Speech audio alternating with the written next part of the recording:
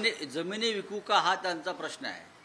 याचाच अर्थ असा आहे की या राज्याची आर्थिक परिस्थिती ही हातात कटोरा घेतल्याप्रमाणे निर्माण झालेली आहे आणि इतर राज्यांवरती म्हणजे विशेषतः आंध्र प्रदेश आणि बिहारला धो पैसा देत असताना कंगाल केलेल्या महाराष्ट्राला कंगाल झाला नाही.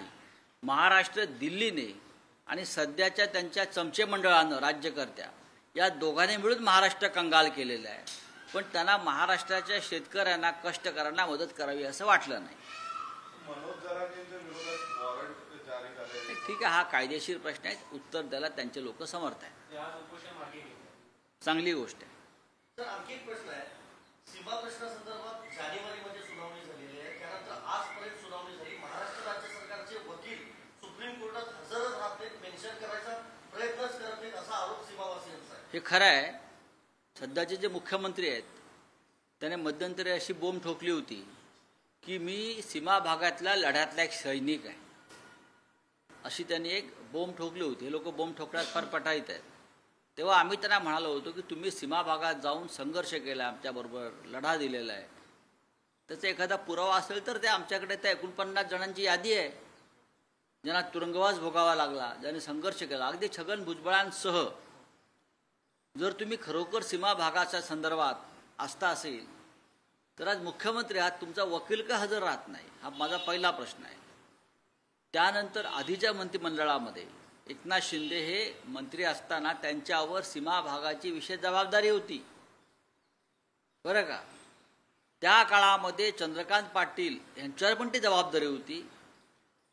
पण एकनाथ शिंदे सीमा भागाचे विशेष मंत्री असताना सुद्धा ते एकदाही सीमा भागात गेले नाहीत. का? सुरक्षेच्या कारणाचं, बरं का. हे जे म्हणतात ना छाती पुढे काढून आम्ही या लढाया लढलो, आम्ही त्या लढाया लढलो, आम्ही मराठी माणसासाठी या लढाया केल्या, सीमा प्रश्नाच्या केल्या, पण सीमा भागात एकनाथ शिंदे यांनी सुरक्षेच्या कारणास्तव आम्ही गेलो, आम्हाला अटक केली. माझ्यावर खटले सुरू आहे सीमा भागामध्ये अजून. आताही मला एक परवा वॉरंट आलं, आम्हाला अटका झाल्या तिथे, आम्ही गेलो, आम्ही जातो. पण सुरक्षेच्या कारणास्तव जे मुख्यमंत्री बेळगावात गेले नाहीत त्यांच्याकडून सीमा भागातल्या जनतेचे प्रश्न सुटतील हे आपण विचारही करू शकत नाही. तुम्ही म्हणता की बिहार आणि यांच्यामुळे सरकार वाचलं आणि म्हणून त्यांना दुःख माफ दिलं गेलं, मग तसं सरकार स्थापन करण्यात महाराष्ट्राचा पण वाटा आहे. हो, पण महाराष्ट्र हा लाचार बनवून टाकला ना. तुमच्या पाठिंब्याची त्यांना गरज नाही ना. तुम्ही निवडून आणलेले 7 लोंबडे आणि शेमडे हे बसलेत त्यांना पाठिंबा द्यायला, ते काय करणार. तुमचा पाठीचा कणाच त्याने काढून घेतलेला आहे. हो, पण नितीश कुमार आणि चंद्राबाबू हे त्यांच्या पाठिंब्याची पुरेपूर किंमत वसूल करतायत. सर, सर्वोच्च न्यायालयाने काल नीट या पूर्ण परीक्षेला घेऊन वर्डिक्ट दिलाय, नो रीटेस्ट म्हणून सांगितलंय. याला धर्मेंद्र प्रधान हे जे एज्युकेशन मिनिस्टर आहेत ते सांगतायत सत्यमेव जयते. हे सत्यमेव अजिबात जयते नाही. न्यायालयाच्या भिंतीवर सत्यमेव जयतेचा बोर्ड आहे, तो काढावा लागेल, एवढंच मी सांगेन. न्यायमूर्तींच्या पाठीमागे सत्यमेव जयतेचा बोर्ड आहे ना, तो काढावा लागेल. हे सातत्याने आम्ही सांगतोय. महाराष्ट्रामध्ये ज्या प्रकारचं घटनाबाह्य सरकार चालवण्यात येत आहे न्यायालयाच्या पाठिंब्यानं, मी स्पष्ट म्हणतो, हजारो विद्यार्थी रस्त्यावर उतरलेले आहेत. जर घोटाळा झालाच नाही, पेपर फुटलेच नाहीत, मग इतक्या लोकांना सीबीआयने अटक का केली आहे? पेपर फोडणाऱ्यांना हा साधा प्रश्न आहे. आतापर्यंत 27 लोकांना अटक केलेली आहे. महाराष्ट्रातले काही लोक आहेत, गुजरातले काही मधले लोक आहेत, मग त्यांना अटक का केली, विशेष पथक का नेमलं आणि अटक का केली, याचं उत्तर न्यायालय देऊ शकेल का? चलो, थँक्यू व्हेरी मच. हा, चलो, बोलिए. जुमला हे देखिए, ये कुर्सी टिकाऊ बजट है, सबको मालूम है, मैं नहीं बोल रहा हूँ.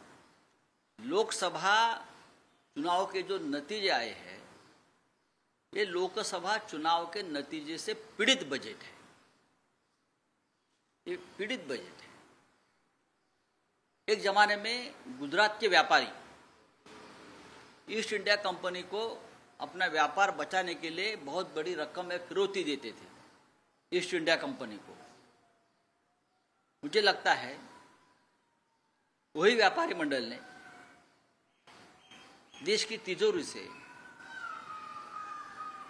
बिहार के नीतीश कुमार जी और आंध्र प्रदेश के चंद्रा बाबू, ये दोनों को अपनी सत्ता बचाने के लिए फिरौती दी है।